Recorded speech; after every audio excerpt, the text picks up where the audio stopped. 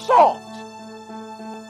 Your success has not benefited you. You've not grown as a result of being successful. You've lost your bite. You're not hungry anymore. Your success is damaging you. No excuses, only adjustments. No excuses. I don't want to hear it. I don't want to hear good excuses, good reasons, what happened, why you couldn't do it. I don't want to hear. Everybody got an excuse. I don't want to hear. I don't want to hear anything about this happening. The weather wasn't right, and my get the finances, and this didn't come through when it was supposed to. Well, that person did. No. I'm challenging you. If you listen to me, if you ain't brave enough to challenge yourself, if you ain't courageous enough to challenge yourself, I'm challenging you. I'm challenging you to get from where you are. I'm challenging you to stop selling. I'm challenging you. I'm challenging you. The housekeeper, awesome death.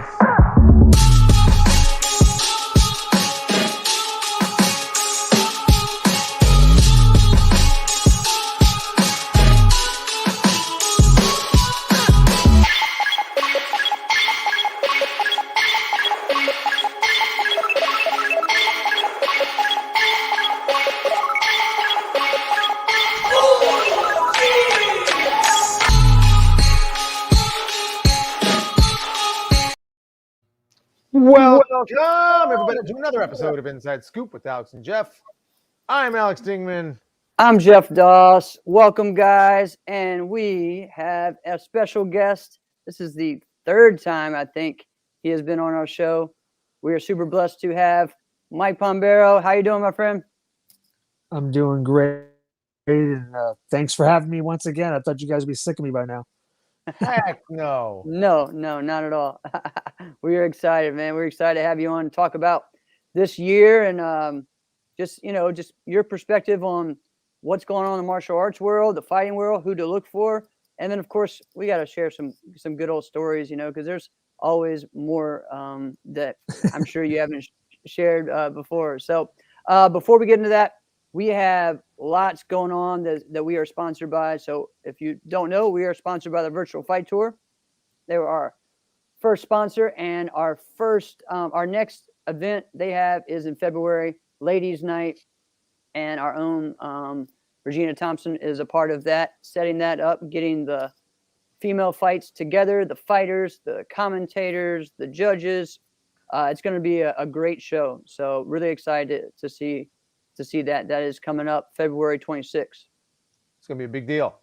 Yeah, big time. So really cool to see. I know that she's reached out to a lot of people from the past to be judges, to be a part of it. So really cool to see that. I know she's trying to get like fighters like Danielle Dixon, who has not been out in a long time out there, to judge and be a part of it. So pretty cool. So that's coming up. But this weekend we got the Arctic Challenge, and it is put on by Chris Gorham and his martial arts school, his whole family that has that there. So we will be live streaming that this Saturday, starting most likely at 10 a.m. Eastern time. Or sorry, what time is that actually? Eastern time. All right. Okay. Yeah, all right. Right. Eastern time. All right. And so we're going to be doing the forms, the fighting, everything for the black belts on the Saturday. So it's going to be exciting. That's what's going on this weekend. And then we have our next one, February 5th, is the Censor Sports Strike League Grand Prix, which is in Texas, put on by Chad Cannon and Carmichael Simon. And they have 8 to 9 fighters of the best Texas fighters going right now. So a lot of exciting stuff. We got Willie Hicks in there. We got Vito.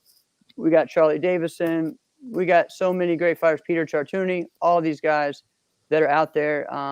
And what's cool is that it's going to be the first time that we see what Censor Sports is about on a big playing field. So they will be taking kind of what Taekwondo does and putting it into what we do, but with but to another level. Okay, so they have been working with some of the Taekwondo tournaments and stuff as well recently. So they have a lot of big things in the future for that. So I'm excited to see how this looks. So like when you do a blitz, you hit someone in the head, their helmet will light up and it will show that it's a point. So really excited, something to look forward to. So I hope everyone checks that out when we have that coming on. Yeah, that should be exciting. I'm excited for it because of exactly what you mentioned. Or there's going to be it's the thing that we've talked about, for years, if not decades. It's going to be a whole sensor thing, just like Taekwondo is doing. But I think we're curious about is how is this really going to work? How Right. is this going to look? And there's so much intrigue with that because like I mean I don't want to speculate too much. I want to see the thing play out. But it's not just the sensor part of that. It's the format in which the tournament is run Right. because it's run in a Grand Prix. So we're going to have Chad Cannon and Carmichael Simon on next week. We're going to talk a little bit more about that and how that format's going to run. But it's a Grand Prix. So a Grand Prix is basically it's a tournament. It's invitation Yep. only, but it's 3 rounds per match. So that's exciting. What But I don't yeah, know is it going to best be out of 3. Best out of best 3. out of 3. Exactly. Yeah. So it's not Yeah. going to be total points because if I Yeah. win a round by 2, the other guy wins a round by 8, and Right. then I win a round by 1, even though for total points, I would have lost. I won 2 out of the 3 matches, I would advance. So it's interesting. And what I'm curious is that if that takes off and people really like that format, if we go to things like that for team fights as well, because that's something that we've done. Mike, you've fought in all sorts of different formats before. I'm assuming you fought with that type of format before where it's total wins versus total points, right? Oh, we lost him for a minute. He came back. He We was lost in him a and second. out. Then yep. Yeah. Jeff, have you ever fought in that format before? Where it's say that again. Where Where it's it's like total wins, not total points? I've never I've never done that. Have you? Or I have. WKC? Yeah. Yeah, I have. So I kind of like the total wins Okay. because it gives when you're talking total points, you can completely blow someone out of the water because of the matchup, but you get a guy who just always kind of wins his match by 1 or 2, and they end up becoming more valuable. Mike, I know you're back. I'm assuming you fought in that type of format before where it's total wins versus total points. Have you done that before? Total wins, points. You're talking about like teams or something where like the most I people think that that's win, the or one where it's Yeah. where we would have done that the most. That's the only thing I can think of is like, where sometimes they would switch it up, like whoever wins the most matches, and if you have Exactly. 5 people, and if you win 3 matches, it's over. Right.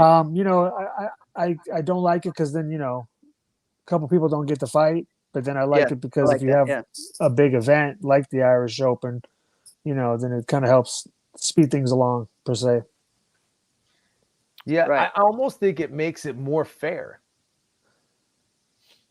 See, I don't think so. It's not one of my favorites. I don't know. It's just not for me because I've seen. I don't know. It's weird to me because I've watched some. Let's see, at maybe the past WKC where it was just blowout after blowout after blowout, and it wasn't really any close fights, but it was still a 3-2 type type format, or it ended up being that, not in this particular one. But so to me, I don't necessarily like that as much. Really? So I don't know. I don't know. It's just interesting to it's a different thing, but I like I'll the mention. total points.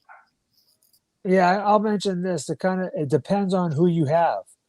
Like if you got someone like Raymond, someone that can run up a lot of points, it'd be beneficial to have overall points. You know what I mean? Or people that can run up points.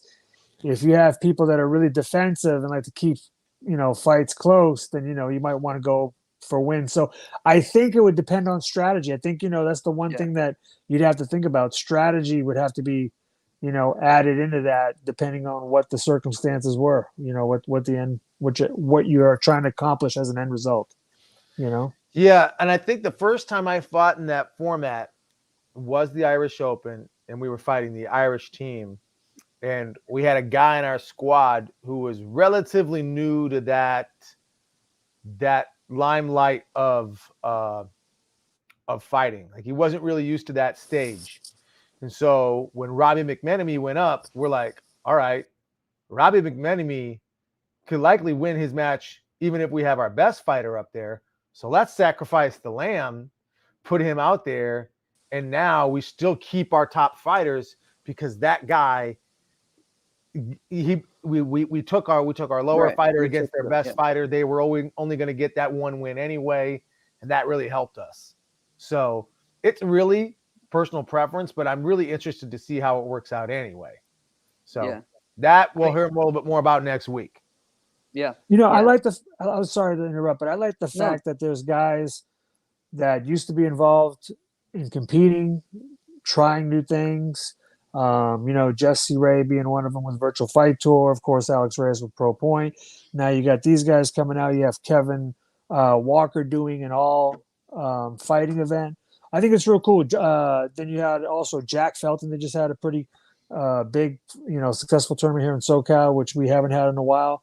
It's cool to see all these guys getting involved and getting out Yep. there and trying new things and trying to see if they can revamp or respark it. You know what I mean? I like it. Yeah, definitely really cool. Definitely really cool. Were you at that? Go Were ahead. you at Jack's tournament? I was. How Yeah. did it feel? What was it like? It was a sprinkle of a little bit of everybody. There was a lot of big names there. I mean, you saw who was reffing. It was like me, Raymond, Jamie Matthews, Jose Pacheco. I mean, you had a whole bunch of Yeah, it was awesome. you know, great refs. I think everything ran smooth. Chris Walker was there too. You know, he had great competitors. He had a pretty good event for a first time. It ran pretty smooth. I didn't hear a lot of complaints. So, I mean, for a first time tournament, he did pretty well, and hopefully it'll grow into something bigger, you know, and better. I hope so as well. Yeah, definitely was excited to finally see him taking that promoter, you know, taking that promoter hat for a while. So I think I always thought it was something that he should or could do, you know. So plus, I don't know anybody who doesn't like Jack Felton. Right. No, that's the other thing. You know, Jack. Yeah. Jack. I mean, I don't know many people that speak bad about Little Jack. I want to be specific. Little Jack, you know, he doesn't ruffle any feathers. He's really calm, cool, collected, and when you need something, he's always there for you. Right. So that's what I kind of got to feel. I mean, I got to feel like people were there for Jack. Like they felt like, you know what, this guy's always done stuff for me. He's always been loyal. He's always been a great guy. And that's what I felt like. I felt like a lot of people were like, you know what, they wanted to show their appreciation. So they came down or they brought their students down. And that's what it felt like. It was it was like a big family. You know what I mean? I liked the environment. It was real cool. So awesome. Yeah, that's important. And for those that when you mentioned, you know, Little Jack, nobody has anything bad to say about Little Jack. For those who don't know, Big Jack makes me look like an introvert. He's been quiet though lately. I haven't seen him Yeah. around unless I'm blocked. But I haven't seen him Oh, around lately. Good point. But I just wanted to, you know, be specific because I mean, you would think like, you know, they're like oil and water. Two totally different personalities. But Yep. but little Jack is, you know, he doesn't burn any bridges. He's so mellow and real cool, and so you know. Yeah, Oh, and I man. like Big Jack too, but yeah, No, Big Jack, I can't say nothing bad about Big Jack. If you're in this corner and you're on the side, he's Yeah. cool to you. But if not, you know, yeah, you don't want Right. to deal with that guy. Right. yeah, exactly. Oh man. So Mike, what have you been up to lately? How's your year started off? You know, man, I'm not gonna lie. I've been a lot more family life with this whole COVID thing, kind of off and on and off and on. You know, and I apologize for keep getting kicked off. I keep getting phone calls from the school because at school they had an outbreak in my kid's class. Oh, okay. Somebody ended up having COVID. My kid said it was like a murder mystery. He ended up starting off with 24 kids. And every time they'd come in, kids would be going down. They'd be picking off 2 and 3 because they all had to get tested. And at the end of the day, it was 7 kids. So then they had to call back and they had to cancel his class, not school, his class specifically because of the outbreak. And now he's got to stay home for a week. So we've been dealing with that. And then at work, we had an outbreak there. So everybody had to get tested and we got a few people, you know, missing. So I don't know. It's weird. And then I went to Florida just a week or 2 ago. And I don't even know if they know that there's such a thing as COVID. Right. I mean, Yeah. Right. I'm just saying, I walked around and I was like wearing a mask, and I felt like I didn't belong there. Like somebody's like, this guy is not from around here. I'm just saying. Yeah. Yeah. But I didn't know what to expect because living in California, it's a trip over here too. Because I remember a time it was like you go to L.A. and L.A. you got to wear masks. You go to Orange County, you don't wear masks. I live on the county line of L.A. and Orange County, so I mean, 5-minute drive, and I forget my mask, and I'm like, oh man, I'm still in LA County. I need to go back home. I need to go get my mask. I mean, it's just Yeah.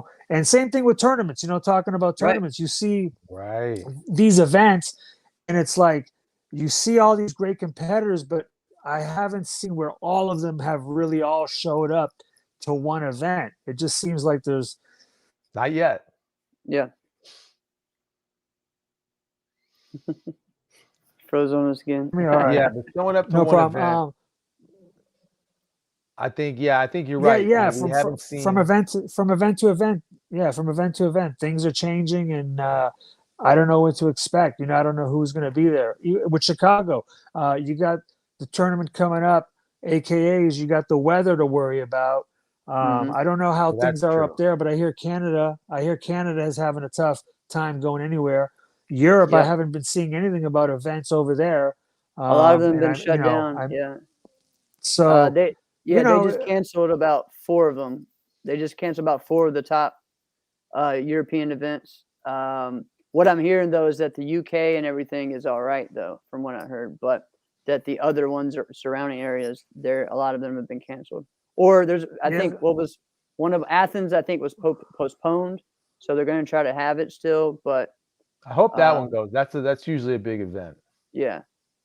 So I'm Yeah, not Athens sure. challenge. I'm like everybody else. I'm over it, but I'm also trying to do my due diligence to be safe, avoid. I mean, I went to a Lake game the other day, but I mean, we wore masks. My wife even wore a double mask, and I'm not gonna lie, it was like Florida over there. I went into Staples Center. You're supposed to wear a mask. You get in, and then most people have drinks or food, and most List people is have off.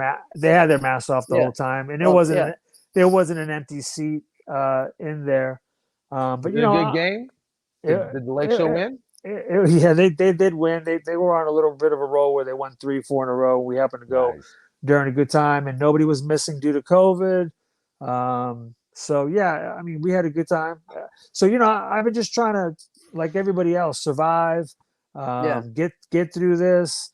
I almost feel like I've lost touch with people. I do stay on the phone, but it's not like before where you get to see people at these events all at one time.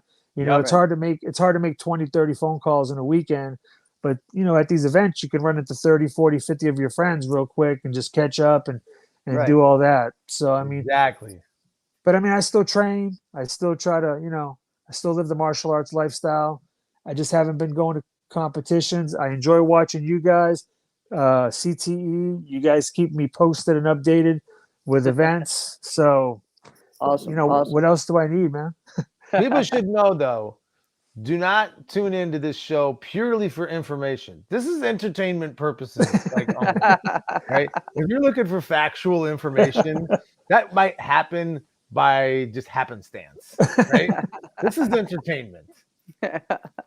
Oh man. Yeah, I don't know if you guys saw me in Florida too. Just Yeah. recently, they posted up a picture. Man, there was like Yeah. What 80, there was people to like train with. 80, 90 people. I mean, That was awesome. it was ridiculous. Not only the amount of people, but the amount of good people. And that's the one thing I noticed that right now I think there's a couple hotbeds.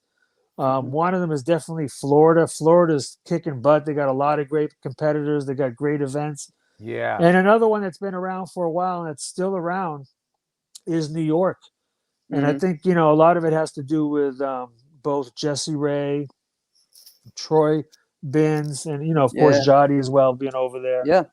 Yeah. But those guys two, are killing it. yeah, those two places right now, they're pretty good hotbeds. I mean, of course, I don't want to take any limelight away from Straight Up and their guys up there, but when you're talking about numbers and how, and deep and a lot of great competitors right now, I think New York and Florida's kicking butt, and they got a lot of great people. And I haven't talked about Europe and Canada because I haven't seen Right. There's them not in a much while, to so. talk about yet.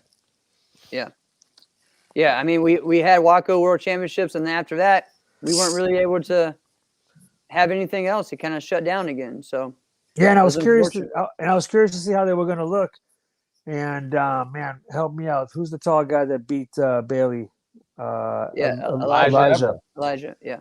I mean, Fastest man on the planet. I've sparred with that guy. He is pretty fast. I never sparred with Bailey, but that kid is so quick off the line. I was impressed a couple times. I even laughed. I'm thinking, okay, I know what he's gonna do, and I'm sure a lot of people have said that to me.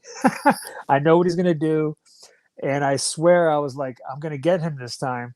And before you know it, he's like right here already, and I haven't even taken off yet. He is amazingly long, quick, and tactical. And he did a great job for not being active. He just shows, he's obviously he's staying in shape. His timing's impeccable.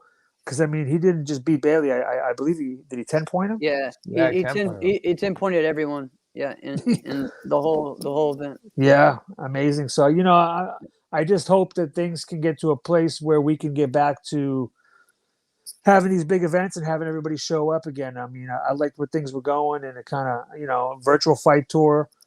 We had some good things come out of it. I mean, I'm happy to see that's still going. Yeah. He's pressing forward, and I hope and wishing him continued success. I know there's a couple other people that have tried to do the same thing, and it hasn't happened. But now we got some other guys trying some new things, and I wish them all the luck. I'm hoping this thing kicks off. We get back.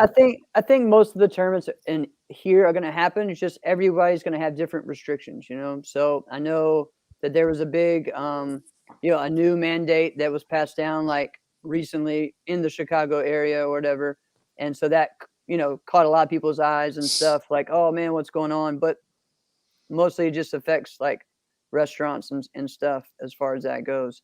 But it's weird out here. It really is, because it's in Cook County, which is where Schaumburg is in Cook County, Chicago's in Cook County. So it really depends. But if you go over another county, you go to DuPage County, you go to Cage County, or Kane County, and it's totally different.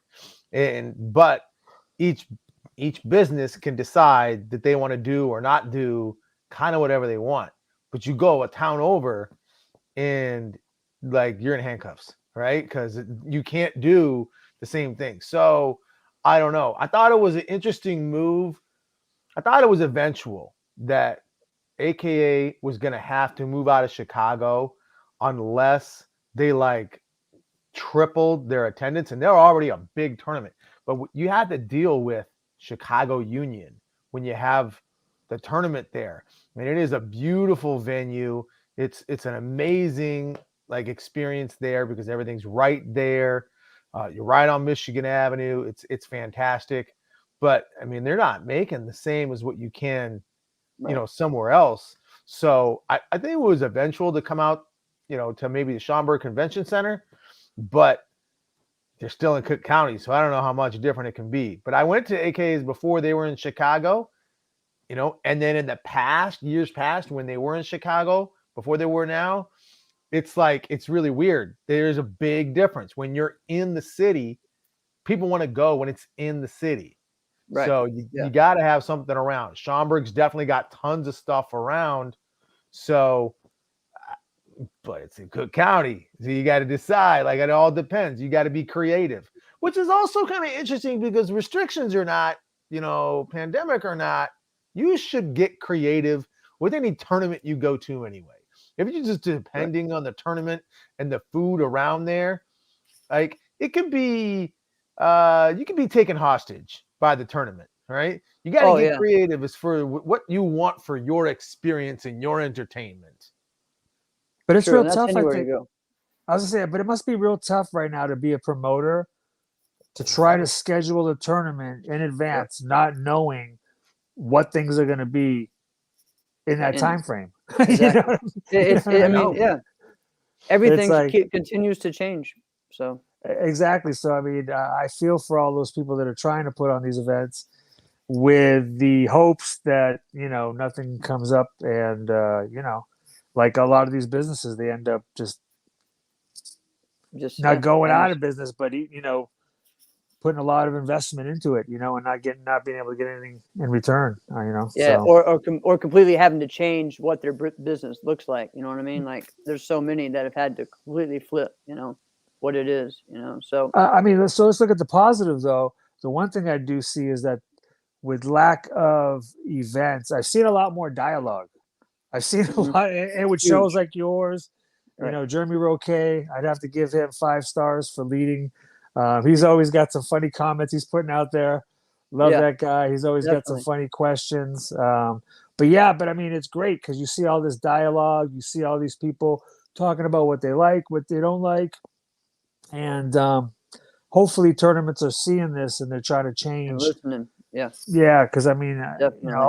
ultimately that's what it's going to come down to. Because I mean, another thing I was seeing too was before the pandemic was saturation. There was Mhm. so many events too Right. at one time where Exactly.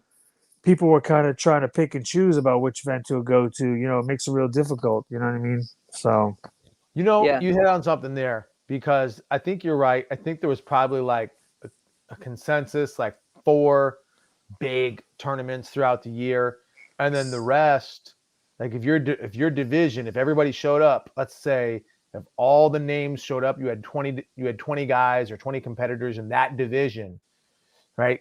There might be 4 events where you'd have 18 of those 20 there, but then on the rest of them, you'd have 6, but then on the next one, you'd have 11, 3. and Yeah. then they would be different each Right. time. So, you know, me too.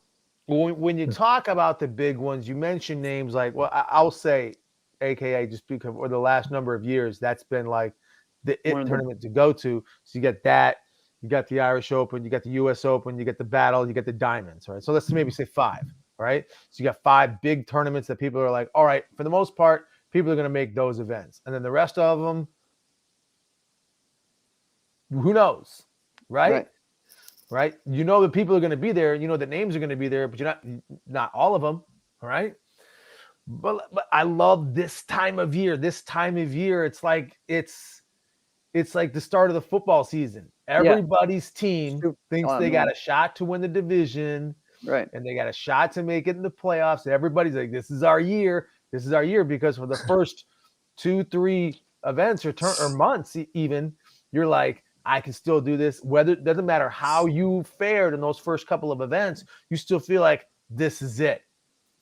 About May comes around and reality starts to set in. Like, where are you really? Right. So I love this time of year for that. Mike, when you think about this time of year in competitions, maybe even just training, like what comes to mind for you around the beginning of the year? That's the one thing. It was compete for me at the time. Yeah, back when I was going, I think compete was the first tournament. Yeah. Yeah. It was very important to start off and just like take it all and just make a statement and let Yeah. people know you were there. I thought that was always a big deal. I always, Yeah. use that And it was big. time. It was big Yeah. back then. Yeah, I used that Mhm. time where it was like, the holidays to just kind of like let everybody get fat while I just said, you know what, I'm just going to stay focused and just come out strong and like let everybody else have to play catch up.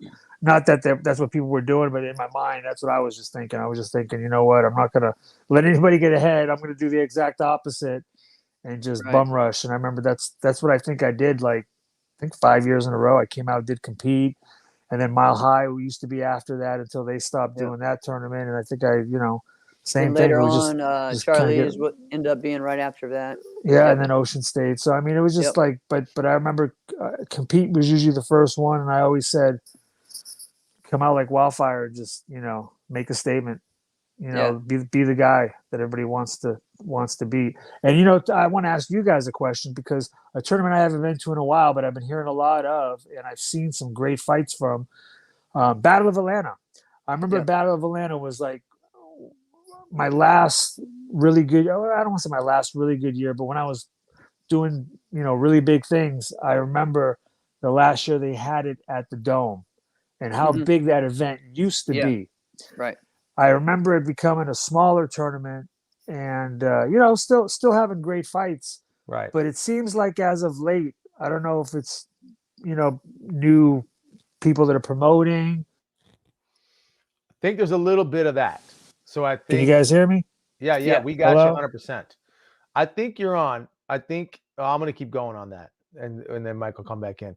So I think there is a little bit that there is new promotion and there's new. I'll just call it tournament, management. Whoever's managing the tournament. Michael was just saying. I think there is something to do with it being new promotion that has something to do with it. But I think the other thing is that the Battle of Atlanta now, I'll say within the last like 7 years, maybe 8. All right. Actually, maybe a little bit more. But anyway, if you remember back in the late 90s and even a little bit after that in the early 2000s, one of the fighters tournament was the Bluegrass Nationals, right? It's at the same time of year and it has the same feel. It has the same feel of all right, you might not make it to 3 other tournaments a year, but the Battle of Atlanta is where all the fighters go, right? And it's the truth. It's in early June or mid June, and all the fighters just go. So it's a big culture, right? That's kind of the culture that they were able to create and gather is all right, this is a big deal. And I think some of their I don't want to say it, like their promotion of the way they did their Friday night fights, they make it a big deal, right? That was good. Yeah. Yeah, I like the way they were able to The other thing though too, you got to look at where the battle went from, right? And what Mike's talking about. I mean, I was there when there was 40 people in my division, and it's in the dome, in the Georgia Dome, and it's just crazy. And I never went to it in the dome. And it was awesome. And it was always, they had a set time of the year. It was actually around April when it was. Yep. And which is a great time for tournaments. But then when they switched and there was 2 battles in 1 year, they went through this phase of not knowing when to run their tournament, and they kept switching days, and that hurt them, I really think. And that is what actually kind of started their downhill a little bit. And of course, some other things along the way, but when they had multiple events, they keep switching this and that. And at first, putting them, I think 2 weeks before US Open didn't help them, but now it's a benefit. It's benefited them, so it's really interesting how that's worked. And they're at a nice, a big venue now to where they can have it works out, and they're getting the best fighters and all the teams are coming for this event. So, yeah. Hey, I think they were having about identity issues towards the last few years of Joe Corley's tenure of running that tournament. But now they know who they are. Yeah, and I know Greg's one of the main guys. I know it's not only him, but he's always he's always helped out, and he's always been an advocate for fighters. I mean, he was always there with Brian. I remember when I was teaming up with Brian, he loved all the fighters. He loved fighting. So, I mean, he's definitely a great guy to have there. Now, also talking about, you guys talked about time of year. I've heard so many people talk about it. Why is AKA at the worst time of the year? Anybody? Well, I'll tell you. So cheap flights, I'll tell you that. It is. You're right. If you're going to have a tournament in Chicago, January is not that time, right? Because while there are colder places temperature-wise, there's nothing quite like the wind chill, right? Freezing temperature plus the wind in Chicago. They've battled weather for the last few years, am I right? Besides COVID, but I mean, they've battled weather. I mean, but I'm always hearing about people missing flights or not being able to leave or something. It's yeah. So I get it.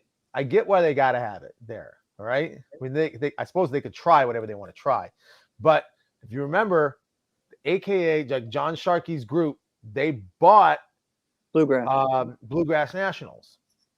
And so I think for 2 years, they ran the Bluegrass Nationals as the Bluegrass Nationals.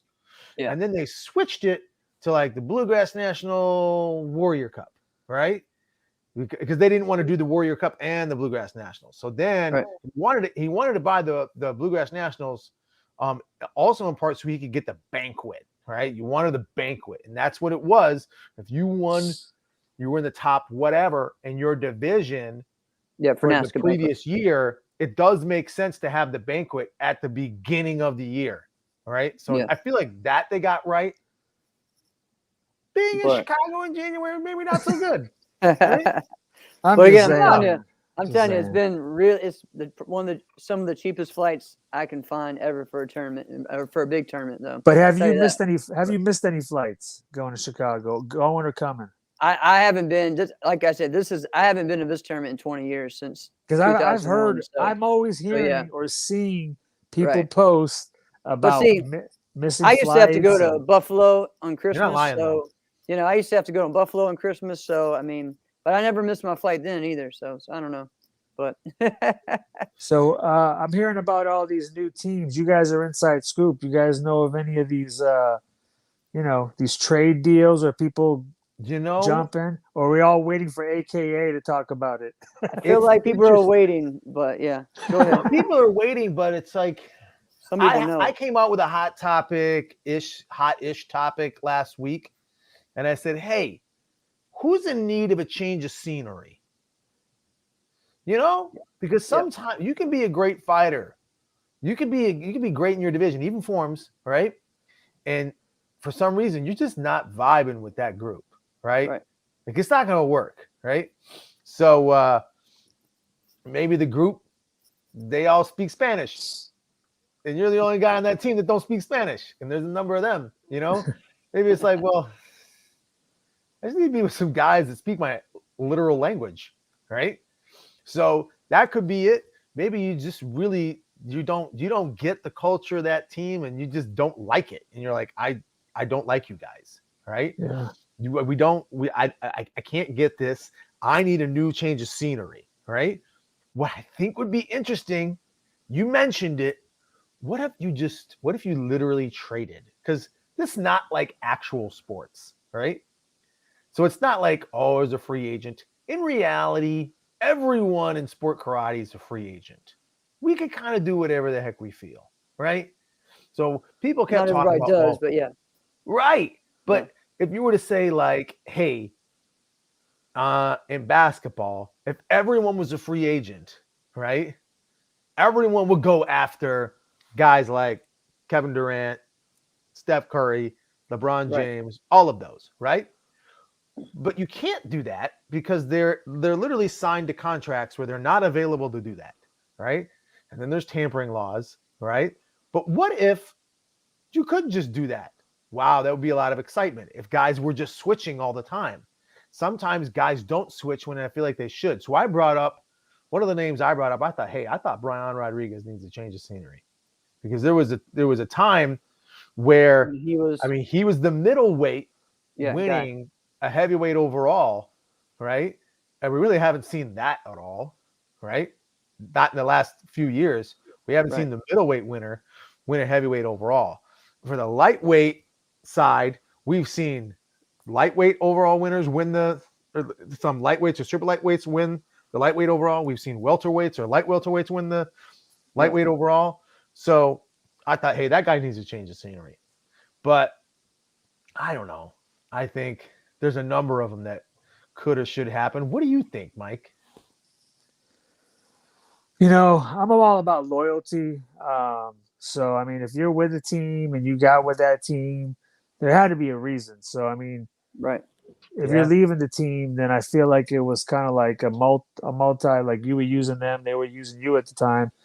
But I mean, if you're really good, I mean, you probably have a plethora of teams trying to get to you. You probably aren't, going to be stuck with one team and having to build your way up. You know what I mean?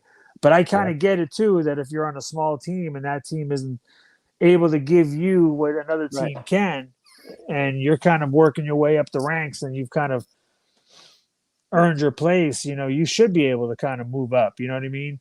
But for the most part, I think really it comes down to loyalty. That's why, Bailey and all those guys, I think that's why they've done so good too. I think that's another thing too. Like, let's talk about basketball because you're a basketball fan. I'm a basketball fan. Penny Hardaway, Shaq, they were doing so great. Orlando went all the way to the finals. Okay, they got swept, but I mean, who knows what would have happened if they would have rode a couple more years out, got a little bit stronger. Same thing with OKC with their top three. it would have been nice to see just a few That more would have been years. amazing. What would have Yeah. what would have happened? And I think the same thing with some of these other teams. I think that the longer they stay, the tighter that camaraderie is, and I think the better the team will be. And I think all this jumping stuff, I'm not really into it, and that's why, Right. you know, Right. when I was with the team, I really didn't jump. I mean, even when I came out, I don't think I was really sponsored by any or many other people. But there's a lot of great talent out there, I tell you. And you know, when I was in Florida, you said Brian Rodriguez. I got to spar with him. He's really quick, fast. I got to spar with Yoskar, which I couldn't wait to spar with because you know he's been the hot thing over there for 30 plus. Yeah. You know who else is Jeremy Roque? Man, that guy. He needs to He's go got a back out. leg, right? He He needs to go does, back man. out there. Not just a leg. He's just He- a good competitor. He And is, from he is. watching and refereeing, I think he's also created this mind where his mind works a lot faster than people know because again he's been around it and he's always I think his mind's always doing these calculations or doing things or just thinking of weird things. So he's a good competitor. I like to see him out there. And what was the other guy's name? The one that's dating Hope. What's that guy's name? Christian.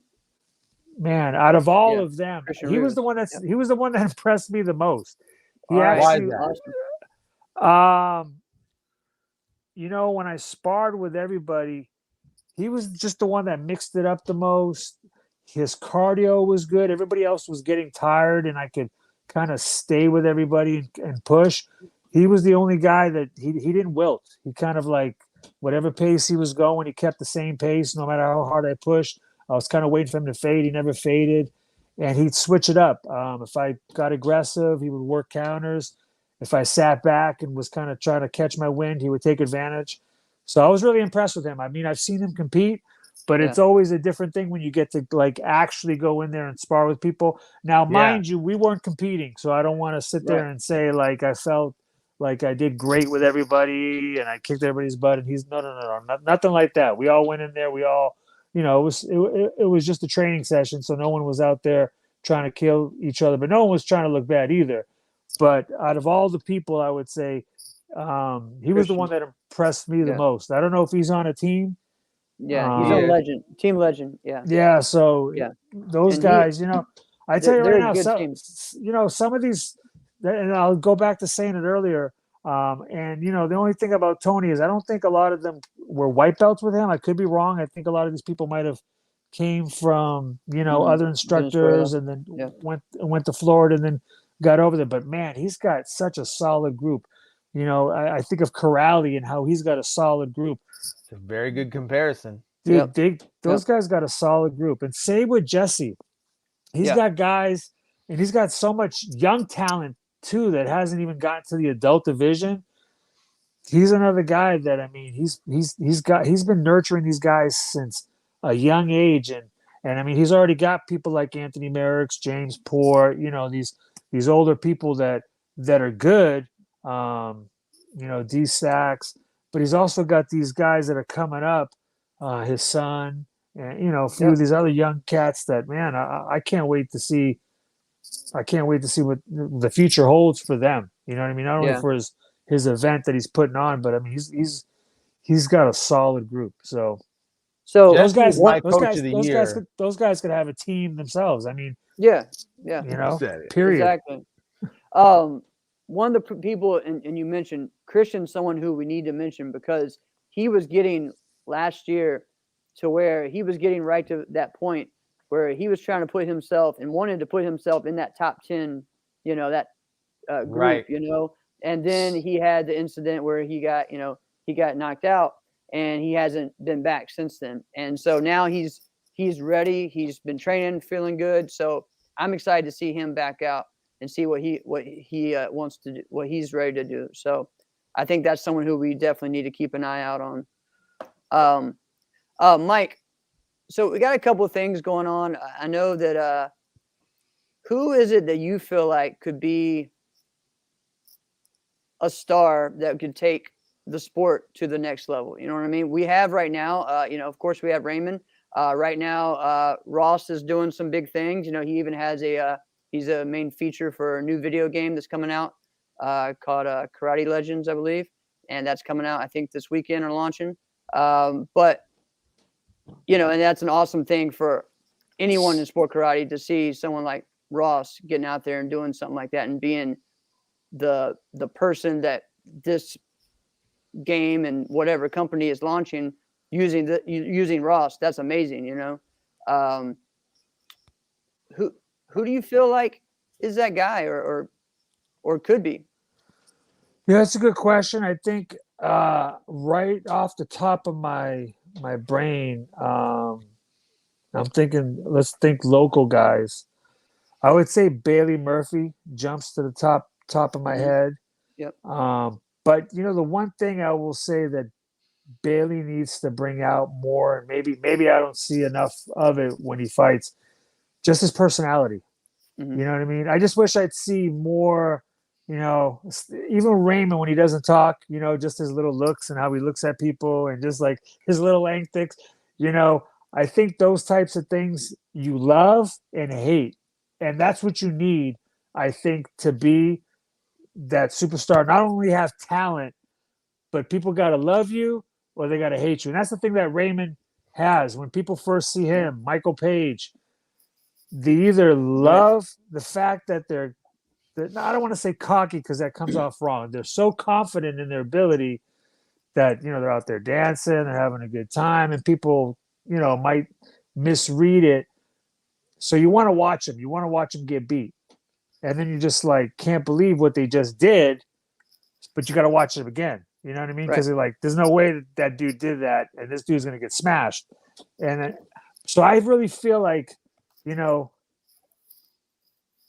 that's what we need is more people like that. Even like Jerry Fontanez, great competitor. Jerry.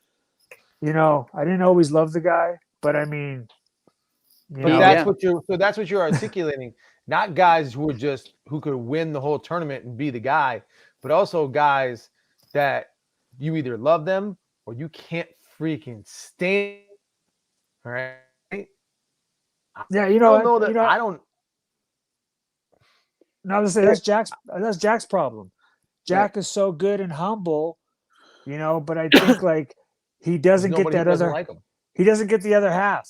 I almost feel like if he had his dad there as a manager, you know what I mean? Kind of like an Undertaker, Paul Heyman, and like he can be the Undertaker where he doesn't say crap, and his dad just talks a whole mess of crap. Yeah, dude, it would be perfect. Wow, that would be hilarious. But I'm just saying, I just feel like, you know, people have personalities. Let your personality out, man. You know, don't be worried. Yeah. Just like you're in there, you know, you're so confident in your ability. Be confident in you are as a person. You know, you were brought up in martial arts. I'm sure you have great morals, ethics. Just go about your business. Be yourself and be proud of yourself. And I think, again, people are going to hate you or they're going to love you, but you need that. I mean, people are always going to respect your ability, but I think the respect isn't enough. And I've caught myself do that where I've respected people. But if you love somebody or you hate somebody, you want to see someone kick butt or you want to see someone get knocked out. Jake Paul, he's a great example, dude.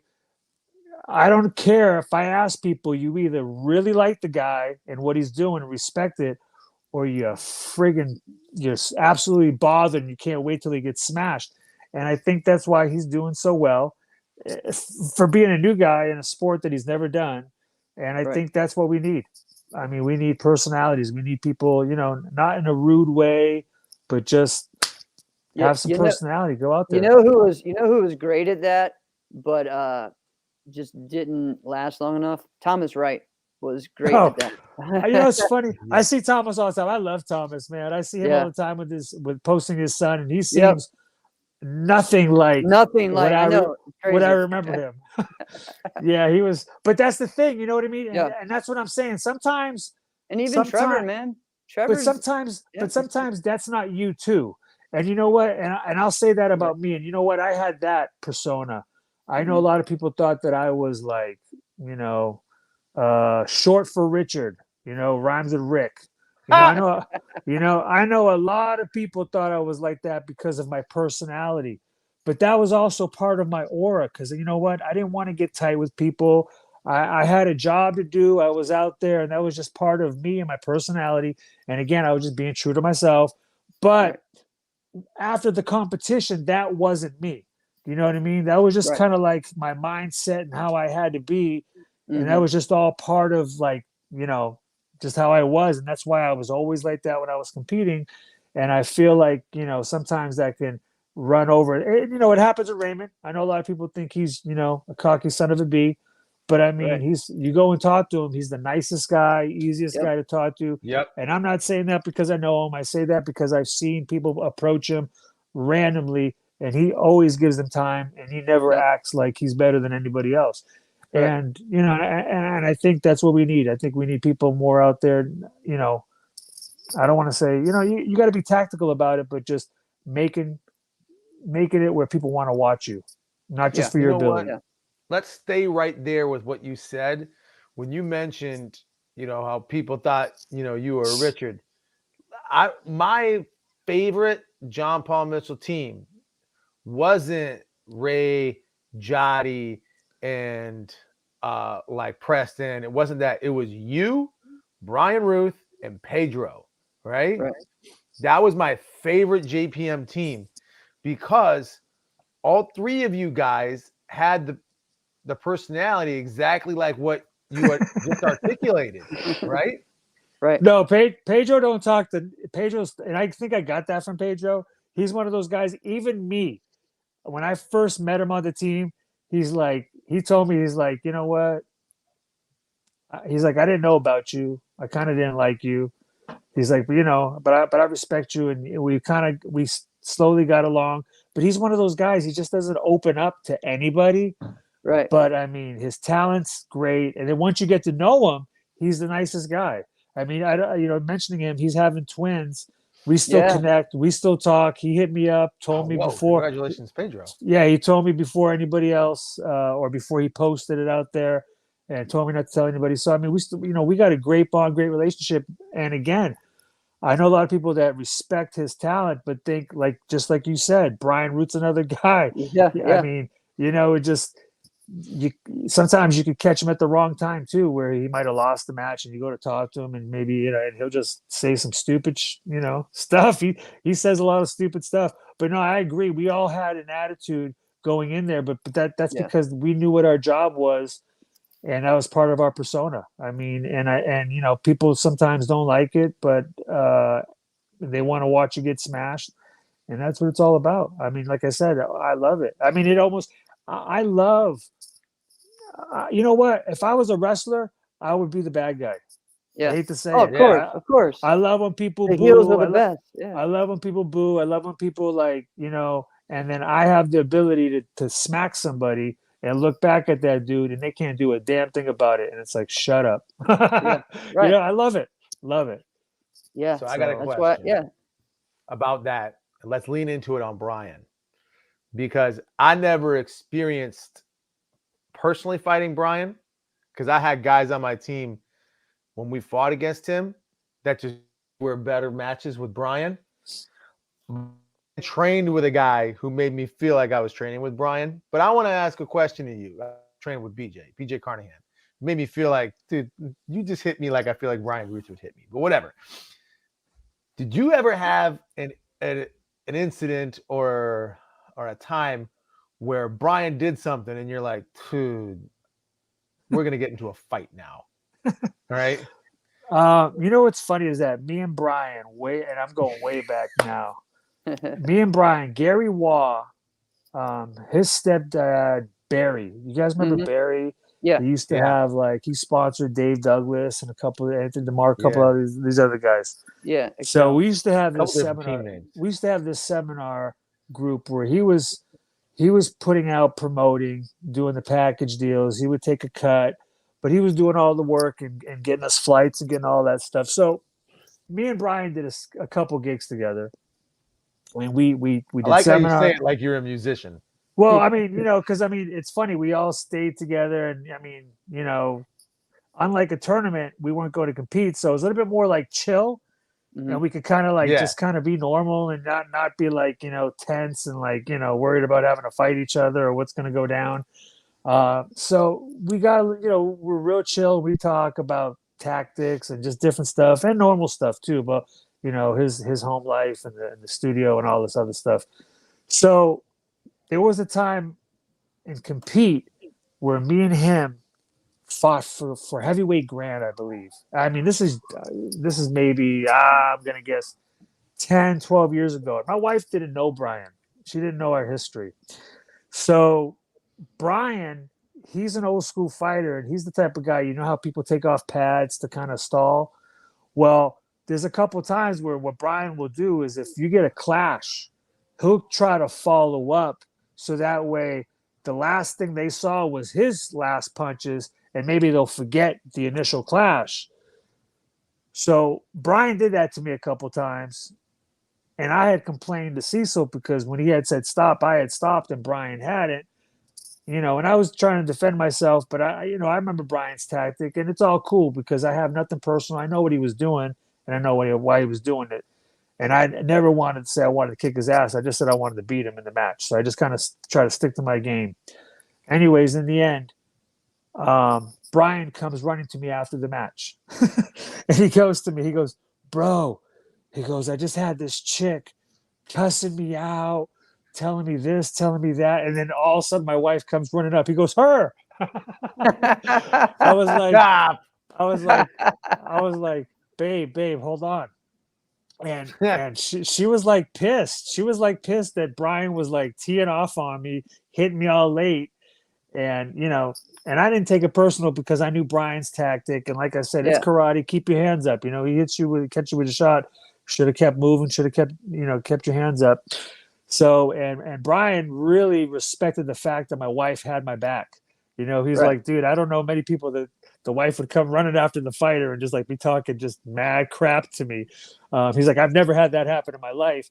And it was a funny moment because, me and my wife, I introduced her to Brian right there, which was kind of an awkward thing because after that whole match, no way they already had met a minute prior. But, I knew Brian's tactic and I knew how he was, so I never took it personal. But yeah, Brian's the type of guy, dude, that's his game plan, and this was always a thing, and I'll mention people's names. Preston was one of them. How many times did people fight Preston? What were they told to do? They would tell to rock Preston because he would shut down. Oh yeah, I remember, and I used to fight teams. Yep. See, absolutely. Yeah, because that I was the remember MO on him. I remember fighting teams with them all the time, and I always remind them, people are going to try to take your head off. Don't take it personal. They just think you're going to shut down, and you got to turn up. And, I hate to say it, sometimes it's just part of a game plan, and it's nothing personal. And I never took nothing personal with Brian trying to hit me late. But, yeah, that son of a gun will try to put a hole in you if he can. And, I mean, he's not the only one. John Payton, you guys might have not remember John Payton. Oh, yeah. John Payton, one year, man, I went to Pedro for a Christmas party, and John's like, we're going to get a workout. Why don't you come by after? And I made the mistake of friggin' eating at Pedro's and going to JP's after. And we're just sitting there bouncing. And I don't know if it's an East Coast thing, but JP, me and him are bouncing around. We're going at it. And JP's fighting me like it's a tournament. And he hits me with this friggin' body punch that just like knocks the wind out of me. I'm almost about to heave. And, I walked off to the side, came back, and he's like, you all good? And he's come back and he's still trying to kick my ass. I mean, dude, there's just some people that are just like that, and it's nothing personal. He'll take me out to eat after that, and I love you, brother, and blah blah blah. But and I don't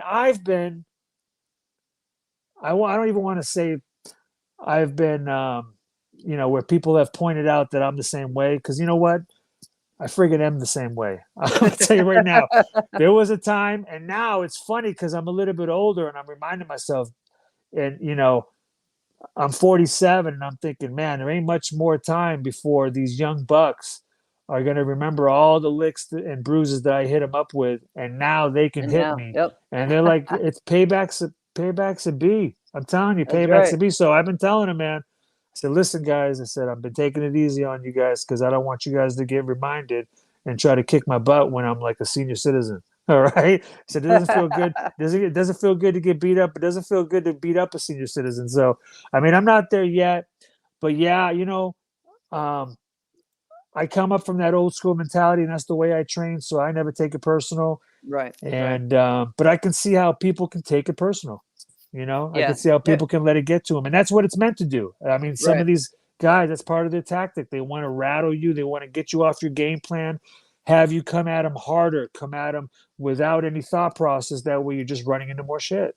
Yeah. So Yeah. Yep. Definitely. So Mike, let's see, a couple other just quick topics. So there's we're in this sport that's sport. We call it sport karate, but sport martial arts, and it's really open martial arts, right? Which is a weird thing. It's like, but sometimes we kind of exclude without really meaning to exclude certain styles, right? We don't see as much of Taekwondo as we maybe think, we should. Right now, I know this year there's a big thing, and I know several different ones. The AAU officially has point sparring now in its circuit. So I guess that happened last year, where it was an official sport. So now they have really pushed. They have a national team that they're going to take to these events. They're going to start out at AKAs.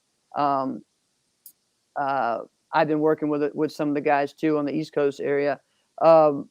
What do you think about that? As far as that, they're focused on point fighting right now. Okay, I think they're just trying to get their feet wet and go to these events, so that way they could keep going and then bring that over to the AAU world, and then eventually, maybe try to get some crossbreeding going there. So, now the AAU style of fighting, is that the one that looks kind of like the old school fighting, where they're like the little chops and stuff, and they wear like the so full this gis? is Taekwondo though. This is Okay, Taekwondo. I okay. apologize. Yeah. So it's AAU is a little different than like World Taekwondo, where you see the Olympic or ITF. It's it has all of those combined. It's basically point fighting. Right, but they have a point fighting style, but they also do the Olympic style Well, but there, that's and they also do the ITF style. So they have all the different styles in AAU Taekwondo. So when you it's guys really had cool. when you guys had Arlene Lemus, though, it sounded like Taekwondo for them has been changing. It's been kind of been called more like point sparring. Am I wrong? Like, I remember before you'd They're have using to the front leg, yeah. you'd have to stop people. Most of it was rear leg, and it was like someone would have to come and you'd have to like stop their motion or drive them back. Where now, like you said, I see a lot of guys doing a lot of lead leg. It's not a Right. lot of that crisscross, pop, pop, pop. I mean, you do see a few people put the combos together, but no, hey, dude, it's a great thing. I mean, Yeah. I used to always cross train when I was younger. I think a lot of these guys that do cross train, you tend to see the development a lot faster, just because you deal with a lot of different situations and you have to handle on how would I deal with this? How would I deal with that? I don't normally deal with that. And I think that's great for the brain. I mean, I think it's Yeah. great for competitors. I love to see people cross over. I love to see these events where, you could get anything that could push the sport, make it bigger. I'm all for it. I don't see nothing wrong with it. I mean, I I think would it's love going to to be see cool. it. I think it's going to be cool. A good way for them to get going. I know Martin Amba out there in Nevada is one of the coaches as well. So they didn't just take guys that just do the AAU. They took guys that are coaches or compete in sport karate to be the coaches for it. So How which is a about good thing. how about forms divisions? Do you think they've gotten so many forms divisions now that they could maybe consolidate some of the stuff? I mean, Jeff and I have been Yeah. mentioning that for a while. and I mean, Yeah. don't get me wrong, it's hard because you don't want to exclude anybody and you don't Right. want to put somebody in the wrong group. Because I mean, the soft style, hard style, you got all these, Right. you got the Kempo. Well, what about the Shotokan Right. or the? I Yeah. mean, but at the same time, I feel like there's so many divisions. I think slimming things down, having a better Yeah. product would be, Yeah, Mike, it's really hard because, again, like in martial arts, like we're already split just in what we do. You know what I mean? Because there's so many different styles, and then every style has its own circuit. You know what I mean? Like there's a traditional Shotokan circuit.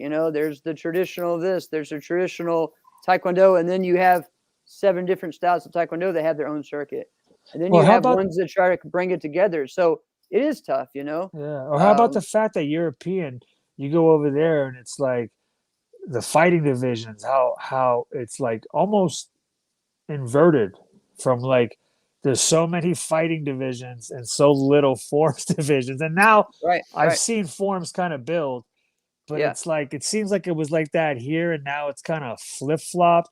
Do you think it's because um do you think it's because people are trying to get into movies that are doing this stuff? You think people are trying to do like No, more stunts? You think that's nope. why? You think I will people tell you don't? how. You I think will people tell you why. don't want to get hit? They don't want to mess up their face. Like, No, Mm, why it's do you not think? that no, I don't either. think It's not no. that either. So it has to do with um what's what's the more bang for your buck. I have I had a couple students that really had no particular um motivation to do forms, right?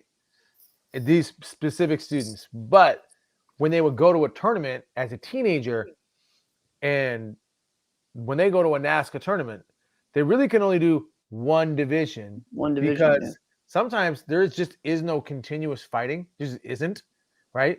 Which for fighting is it's like a whole nother world, right? It's not like doing CMX and then Did extreme, we which are lose him again? basically the same thing. That needs to be consolidated like 10 Right. years ago, right? But um, so there's nothing for them to do. So, Mike, let's say you and your wife, you bring your son and he wants to go compete, right? And he wants to go to the battle, right? And he wants to go. Go ahead. Come on, Alex. It's Froze up. frozen. Oh You know man. what? Hey, you know what? But Here's a good point that he's making, and now I'm going to yeah, say it. How many guys have talked about, and I've been hearing that they don't want to let these 40-year-old here we plus go. Yeah, come down and fight a 30-year-old division. yeah. Alex, we were just saying how I think you hit the nail on the head. I think that's another thing that I think these promoters need to think about is if you got guys that can do 3, 4, 5 form divisions, right? Why don't they open it up for fighting just For like they do fighting. in Yeah, Europe? Those yep, guys have big events. They have crazy numbers of people competing, and they still get it done. You know, yep. and I think we run events way better. I don't see why they don't allow people to do a Yeah, couple some divisions. yeah, a couple more divisions. You know, like the battle of this past year, they had different styles of they did a double elimination division. They did, you know, duos. What do you call it? Like two-person fighting. They did tag team sparring. You know, there's different things for everybody to do. So I definitely think that is something I know. To me, that was something that I always looked at for my event was to have options for fighters. You know, we had the continuous fighting. We did the open weight fighting. We did the open weight for the juniors. We did the team fighting. We did the mixed team fighting. You know, just whatever you could do, you know, to make it different, you know. So yeah, but definitely think there needs to be a little bit of yeah, just reviewing instead of always trying to expand, like look at how we can kind of make Yeah. things cleaner, you know, clean And I things up. understand, and I understand it's going to be busier, but you know what? I remember Charlie Lee one time. He raised prices and he said, "You know what? I had less competitors this year, but I made more money." Right, So sometimes I think streamlining isn't a bad idea. You know what I right. mean? And yeah, you'll make a little bit more money because now you have more registration for more events.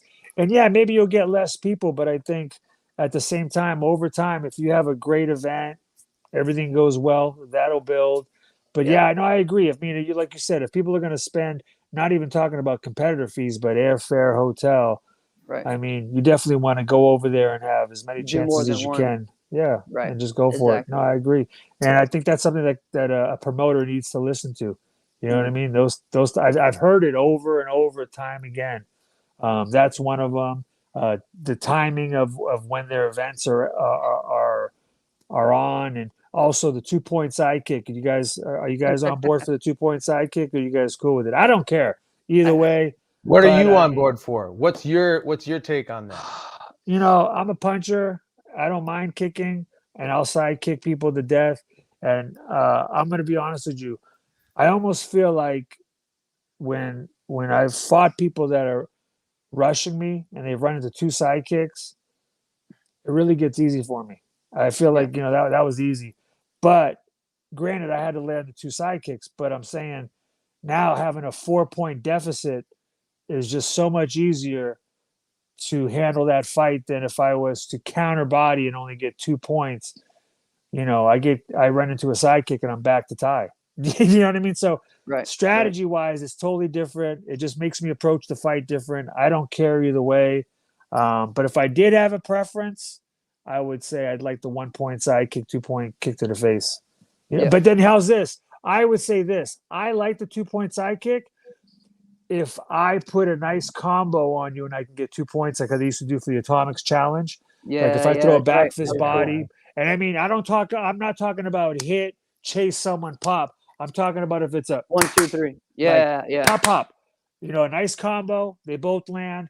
I think that should be a 2-point then. If you get a 2-point kick. That's something we hadn't brought up in a while is that Atomics Challenge and how they did that, of I remember the rules for that of, not only like they were trying to score combos, and I think the max you could do was 3 probably mostly, right? I mean, and cleaner points. They wanted cleaner points because if you fell and everything was if it was sloppy open hand, they would say no, hand open or this that. Right. They wouldn't let anything happen. So, but yeah, I think little things like that, man. I think little changes like that because that also, like you said, promotes it to look more like not necessarily a continuous fight, but it'll force people to throw the combos and to keep it going. And again, you're risking the same thing. You're risking a 2-point punch for the 2-point kick. It just seems a lot more like, you know what I mean? A little bit more even for me. Yeah, I don't know. And the thing is, 2-point kick to the body, I think should stay. Absolutely. But how about a back fist body? If I hit you with a 2-piece, you think that should be a 2-point punch, or you think that's it's just going to be continuous by doing that? All these things sound great in a perfect world, but how is it actually going to be played out? It's going to be played out just like you talked about with Brian Ruth. That's what's really going to happen. And then all of those will end up being the score. So now where you ended up landing the side kick to the body, and then this guy, after they say stop, comes in 1-2, he's getting 2 points for punching you late because of what he's influencing, where you did the way harder technique and you got nothing.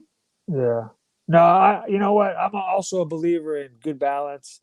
Like if you threw a solid side kick and you fall, I love Correct. that. I love the Walker You'd never be able rules. to score with anything. I love the Walker ground. rules where they go boom and then they'll go like this because you fell down. Because you fell down. I mean, it's almost like an avoiding to fight and throwing your leg out there and someone ran into it. I don't like that never either. get points if you fall. Right. And I agree with also the same that if you throw a side kick and I stuff it, or if I run through it and it didn't stop me and I punched you, I feel the punch should be the point, or at least the clash. At least the clash or nothing, you know what I mean? But I feel like if you kick me and it doesn't stop my motion, you didn't have your leg stuck out and it didn't stop me. And I don't mean like you kick me and I stopped for a second and then I continue and punch it. No. I'm talking about if I come in and there's a kick, but my motion never stops and I hit you, I feel that person with a punch should get the point every time. Yeah. If they punched you. For body kicks, yeah. For body kicks, right? Yeah. And I see that description makes sense. And for those who can't see the actual hand motion that you just described, like if you're listening to this, you're not watching it live. What Mike was just describing was perfect because he was talking about a straight side kick, but a body that's on an angle and the kick slips. Yes, that makes sense. Right. What happens, and I do not like this argument where people say, oh, but it wasn't a fully extended side kick. But we don't call fully, but we call not fully extended back fists. We call not fully extended punches all the time. So I don't understand the double standard. Why we don't want to call a not fully extended side kick because it stops a person, because we have a human person that's running at you, and then you throw your side kick, it hits hard, but it doesn't fully extend. The exact same thing happens with a body punch. The body punch doesn't fully extend. I don't know why that's okay, but the side kick's not okay. Which one's the more difficult technique? The side kick. That's why late in matches, you don't see kicks coming up. You see punches over and over on both sides because they're tired, right? So the more difficult technique is the kick. If we go away from that, people will just stop kicking. they'll stop kicking altogether, right? Well, I mean, we see that in Europe. Well, we see that in Europe, but then here's the yeah. other thing. If you de-incentivize someone to kick, they'll stop doing it. We watched it happen in forums. We de-incentivized people to do standing People do kicks. standing kicks, yeah. Now, there's nobody who does it. There is absolutely nobody who does any kind of creative or extreme forms who does any standing kicks, right? You de-incentivize them to do it. Now they're not going to. You'll do the same thing will happen in fighting, only it will be worse. There was times where it would toy with me on like, wow, they're judging everything completely fair, right? I feel like this looks like, yeah, maybe we should just go 1 point kick to the body, right? But there's certain towns where you go in and it don't matter what it was, what you did with your side kick to the body, which, let's be honest, it's the only kick that culturally we say is acceptable to score to the body. When was the last time anybody, or when was the first time anybody ever saw a round kick getting scored to the body, right? Nobody sees that. Nobody sees a round kick to the chest score. Do we really think that? Do we really think that the 2-point body kick is keeping people away from events? I don't think it's keeping people away. I don't think it's keeping people away from events. No. Like I said, I don't mind the 2-point kicks. I've dealt with it all my life. Yeah. And you just come in tactically different. That's all. And the 2-point kick is good for me too. Shit, I use the side kick. I don't know how many times, fadeaway back kick. I do it right back on people all the time. Yeah. You know what I mean? I'm fine with it. I'm just saying that, nothing. Don't make a mistake. I'll leave. I like the NBL rules when it was 1-point body kicks, but if you did a spin kick to the body, it was 2. If you did a spin to the head, it was 3. I'm really glad you said that. Because I like the extra, because I don't like that if I do a spin kick to the body, it's the same as if I did a regular kick to the, you know what I mean? Jeff, you're right on. Because they de-incentivized us to even try to spin. There's not worth anything more. Right. And so now it's a 3 point to the head anymore. Right. If I spin, but even if I spin and hook kick someone in the head, I'm still getting 2. I'm not getting 3. All right. I have to jump, spin, and kick someone in the head. Right. I have to do literally the hardest move to get an extra point, right? To get that one. Whereas if you want to get an extra point, you could jump and kick someone in the body and get 2. You can jump and spin and kick somebody in the body and get an extra point. But look they de-incentivized us to do it. Nobody spins now. Nobody does. Yeah. No, because the risk or the reward. Alex, hold on. Mike Bates was just saying, didn't Elijah say that the 2-point kick kept a lot of Europeans away? No, he said that the 1 round actually keeps a lot of people away. 1 round is actually what does more of it.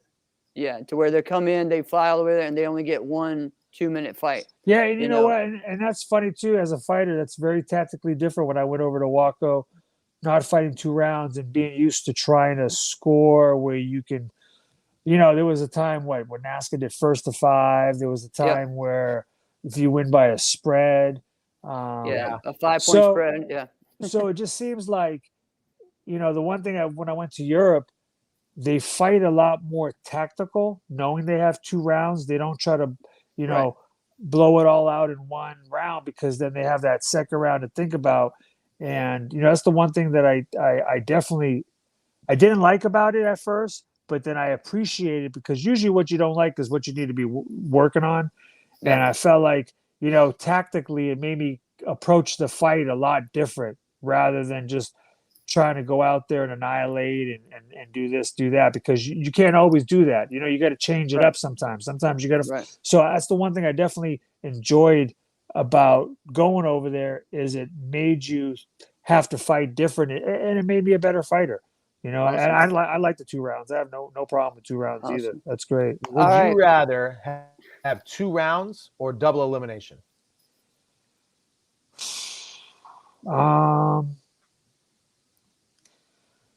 Wow, that's a good question, because it's 2 totally different things. It is. But you know what? I'm a guy that believes like I came to win, and couldn't feel good about myself in a double elimination, knowing I lost earlier if I won grand.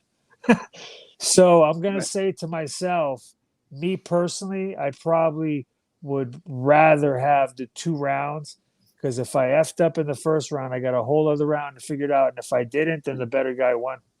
Right. That's it. Awesome. All right, Mike. So we got to cut it out.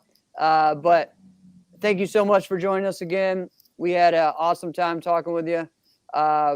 Guys, go, if you haven't registered yet, go to the Arctic Challenge. Go to Matt Action Arctic Challenge, I think, / Arctic Challenge, I believe is the site. Or you can go to Matt Action and find it. And check us out Saturday. Also, they have Bailey Murphy on Friday doing a seminar. So if you are even in the area, you better get out there and check it out. And thank you guys so much for joining us on Inside Scoop. Thanks, Mike P, for joining us today, man. No, it was a pleasure. Thanks for having me, guys. And I think I was pretty mellow today. Yeah. Mike, when are people going to see you at a tournament again? You're going to be at any Man, any kind of capacity? I don't know. Right now, I haven't really thought about it. I went to Jack's tournament because I was like one of those guys. That's my boy. I got to be there. Right. I've been debating about going to compete. I don't know, because because you're not allowed to fight down, right? I mean, I don't know if I feel. I don't feel manly fighting in the 40 plus, even though there's good competitors there. I take nothing away from the people there, but I don't know. Something in my mind just won't allow me to fight in my age group. I feel like I want to go. I think you can fight one down, Mike. You can fight in the 30 plus. Okay. Yeah. I don't know. Yeah. I've been thinking about it. I mean, I've been thinking about it. That's all I'll say. I just, I haven't done it right now because, there's really no purpose, reason, rhyme. If I do it, it's just to do it for the fun of it. But like I said, right now, just the way things have been, I haven't really thought about it. But I don't object to it. I've had a few people try to get me to do, or I should say, Jesse, he tried to get me to do the VFT. I was just gonna mention that one once or twice, and I'm just, I don't know. I'm into it, but it's got to be the right reason, and like I said. So I don't know. We'll see. We'll keep praying. We'll see. It's going to happen.